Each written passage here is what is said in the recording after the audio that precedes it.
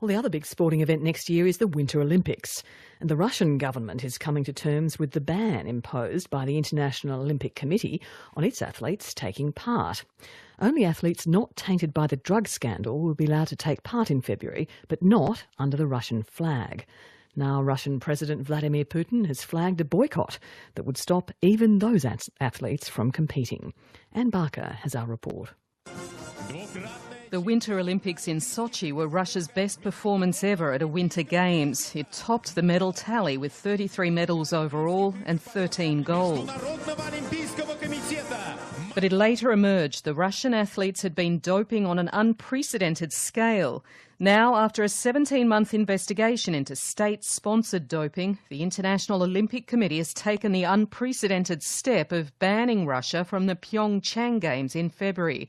IOC President Thomas Bach announced the ban in Switzerland. The report clearly lays out an unprecedented attack on the integrity of the Olympic Games and sports. The IOC has also suspended the former Russian sports minister and his deputy for life.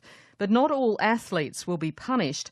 Those who weren't doping and can prove they were clean at Sochi will be allowed to compete as neutrals with no Russian uniform, Russian flag or anthem. As an athlete myself, I'm feeling very sorry for all the clean athletes from all NOCs who are suffering from this manipulation. Australian sports lawyer and anti-doping expert Catherine Ordway says the decision sends a strong message to Moscow. The issue around the Sochi Games was appalling, and they need to do a whole lot more work to give the world confidence that their athletes are clean and should be playing again in the international field. It was the former head of the Russian anti-doping agency who blew the whistle on his compatriots.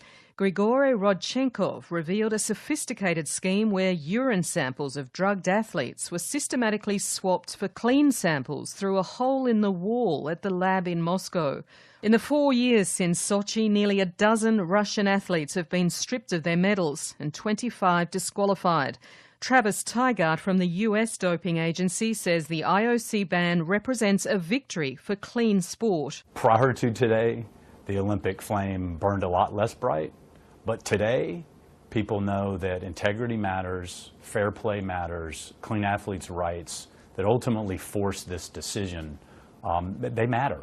But the IOC ban is a huge embarrassment for a country that is preparing to host the World Football Cup in Russia next year, though it's unclear what impact the IOC decision may have on that tournament.